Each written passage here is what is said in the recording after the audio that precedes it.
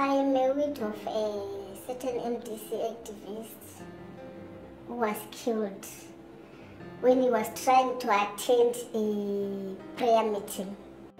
So after killing him, I was having some problems with the CIOs and all the government officials trying to come to my place over the night when I'm sleeping, trying to give stress to me. The reason why they were doing all this, they were trying to stop me from telling the truth, from telling what has happened to my husband, and from telling people the way how he died. So after the burial and the memorial service, they were still coming to my place, asking for me, looking for me. While they were doing this, they were thinking that all the activists, they were still coming to my place.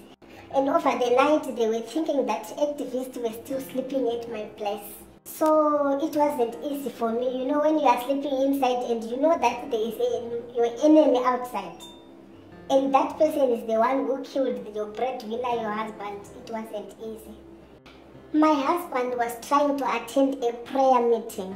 They followed him from where they were trying to have that prayer meeting since it was disturbed by ZANU-PF.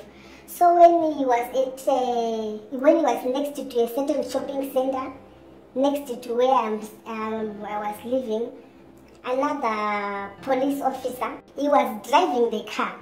But he decided to stop the car and went behind the car to take a gun from another police officer because he wanted to use that gun for shooting my husband. And he silenced the gun as I heard from the people who was with my husband, and he shoot him.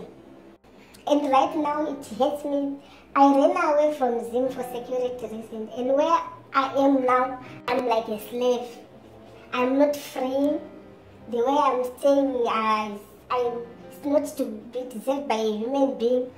Even if I go back to Zim now, I don't know if I'm protected or if I'm free to move around, because the time I left, I wasn't comfortable. Because even if someone comes to, that time when I was in Zim, when you are inside the house, if anyone comes to visit you, when you are accompanying that person, when he's going back, you will see someone behind you. And that person, you don't even know the person. And your neighbors, they'll be telling you, hey, your place over the night, there's always a car outside. So maybe if I go back now, they'll still continue, I don't even know. And I'm scared. My name is Rudo. I'm a widow. I lost my husband through politics, and I'm a victim of political abuse.